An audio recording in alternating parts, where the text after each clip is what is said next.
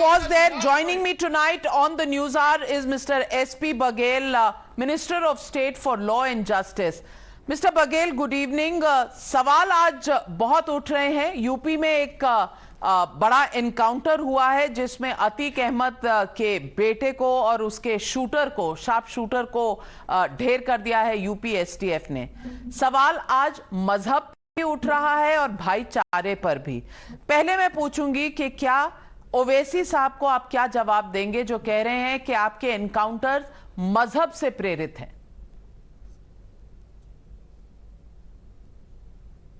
Hello. हाँ, नहीं, ओवैसी साहब के इस बयान का मैं पूरी तरह से खंडन करता हूं।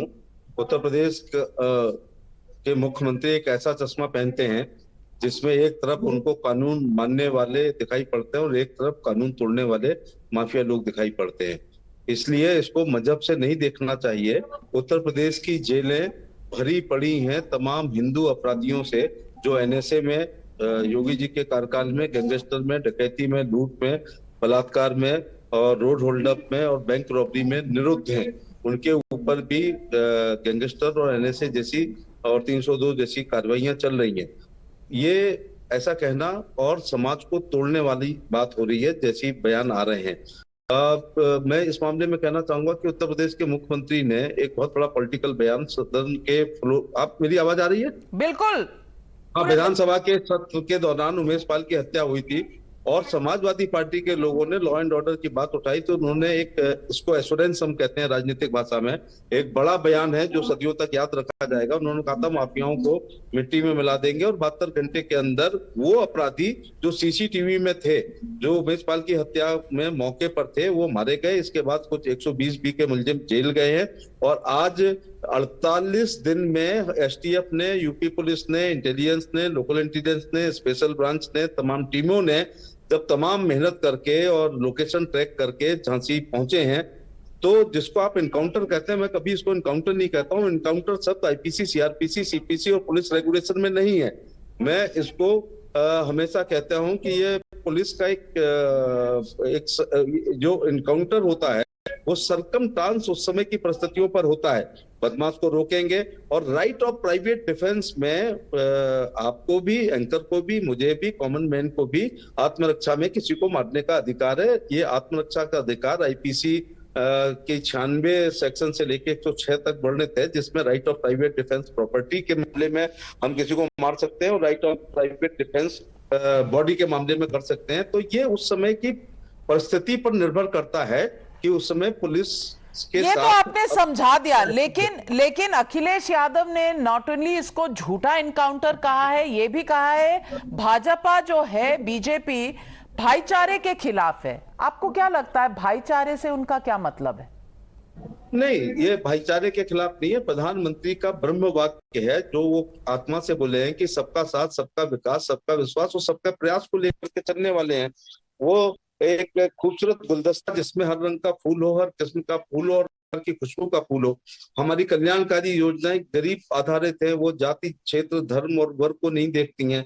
चाहे वो 20 रुपए का प्रधानमंत्री जीवन बीमा योजना हो या आयुष्मान कार्ड हो या किसान सम्मान निधि का मामला हो अथवा विधवा विकलांग वृद्धावस्था पेंशन हो अथवा शौचालय, आवास और गैस सिलेंडर हो अथवा किसान सम्मान निधि हो, श्रमिक कार्ड हो, ये सब जाति के और धर्म के अनुसार नहीं होते हैं। लाभार्थियों में एक धर्म विशेष के लोग सबसे ज्यादा हैं, तो हमें ये भी स्वीकार कर लेना चाहिए। तो संसद कमेटी ने कहा है कि इस देश में मुसलमानों की आर्थिक स्थिति बदतर दलित से भी ज्यादा है, तो वो कल्याणकारी योजनाओं का लाभ ले रहे हैं। ये धर्म से नहीं देखा जाना चाहिए, संयोग है। और ऐसा नहीं है कि जो जेलें भरी पड़ी हैं, सारे अपराधी इनकाउंटर हुए हैं, ये सरकमस्टांस पर होता है और ज्यादातर पकड़ा जाता है, देन सरेंडर करने के लिए सरेंडर होते हैं अथवा लोगों की कुर्की होती है। ये सब एक न्यायिक और विधिक प्रक्रिया है जिससे सब लोग गुजरते हैं। तो और आज आप अखिलेश यादव को क्या कहना चाहेंगे जो कहते हैं मैं अखिलेश यादव को ये कहना चाहूंगा कि समाजवादी पार्टी की सरकार के आपराधिक टुकड़े पर पलने वाले जो कीड़े होते हैं और जब ये इनका फन कुचला जाता है तो फिर जहां से मूल इनका संबंध होता है उनको दर्द होता है। अतीक अहमद समाजवादी पार्टी से विधायक भी रहे और वो फूलपुर लोकसभा से सांसद रहे। ये दुर्भाग्य देखिए, जहां पर नेहरू जी जीतते थे और डॉक्टर लोहिया 3-3 चुनाव उनके सामने लड़े थे। अब आप ये देखिए, नैतिक पतन की पराकाष्ठा है कि वहां पर ऐसे लोग भी मेंबर ऑफ पार्लियामेंट हुए हैं। तो मैं यही कहना चाहता हूं, लेकिन कुछ लोगों का कहना है कि अतीक अहमद के रिश्ते तो अपना दल के साथ भी थे, जो आपके आज अलायंस पार्टनर है। हाँ, मैं इस ऐतिहासिक तथ्य को मैं इनकार नहीं कर सकता। शुरुआत के दिनों में ये जो अपराधी होते हैं, ये पहले नेता के पिछलक्कू होते हैं, उनके लिए बूथ कैप्चर करते हैं। बाद में इनको लगने लगता है कि जब हम दूसरे के लिए कैप्चर कर रहे हैं तो क्यों अपने लिए ना कर लें, फिर ये हो जाते हैं। लेकिन ये आने वाला समय, ये नया भारत है, नया उत्तर प्रदेश है और नई जनरेशन के वोटर हैं, नए बच्चे पढ़े लिखे हैं, गुड क्वालिटी एजुकेशन वालों। ये आजकल बात करते हैं कि वाटर हार्वेस्टिंग के बारे में आपकी क्या राय है, ग्लोबल वार्मिंग के बारे में आपकी क्या राय है, ओजोन लेयर के बारे में आपकी क्या राय है, आपकी विदेश नीति क्या होगी, आपकी जल नीति क्या होगी। तो अपराधियों का युग अब समाप्त हो रहा है और निश्चित तौर से ये समाप्ति की आखिरी सांसें ले रहे हैं। ये समाजवादी पार्टी के कार्यकाल के दौरान इनकी आपराधिक हिस्ट्री बनी है। ये महिमा मंडित हुए हैं, इन्होंने जमीनों पे कब्जे किए हैं, प्लॉटों पे कब्जे किए हैं, अपहरण किए हैं और बहुत सारा बूथ कैप्चर किया। अब उसको इतना भी बर्दाश्त नहीं था कि जब अतीक जो है 2002 से 7 में विधायक थे और उनको 2004 में जब फूलपुर से एमपी हुए, बीएसपी ने राजू पाल को टिकट दी और समाजवादी पार्टी ने उनके भाई को दी और उनके साथ काम करने वाले कभी राजू पाल को वो बर्दाश्त नहीं कर पाए और उनकी पत्नी पूजा पाल की मेहंदी भी नहीं सूखी थी, तब तक उनकी हत्या कर दी गई।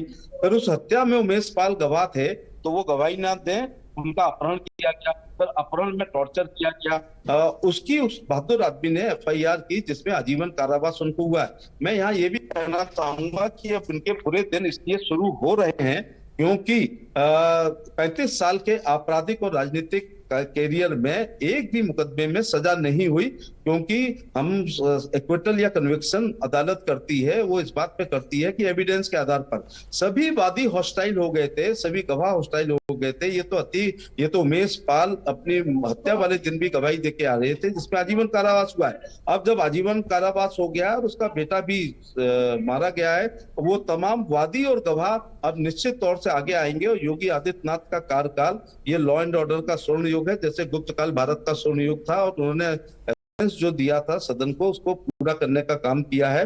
और आज मैं महसूस कर रहा हूं ये लॉ एंड ऑर्डर का सबसे अच्छा पीरियड है। अब तमाम वादियों से, गवाहों से जो 100 सवाओं से मुकदमे में, मैं उनसे ये भी कहना चाहूंगा कि अपराधी की कोई जात नहीं होती है। ये उनके अंतिम सांसें ले रहे हैं, उससे वो गवाही दें जिससे कम से कम डर खत्म होगा तो और गवाह सामने आएंगे। आप सही कह रहे हैं बघेल साहब। हमारे साथ जुड़ने के लिए, बात करने के लिए आपका बहुत बहुत धन्यवाद।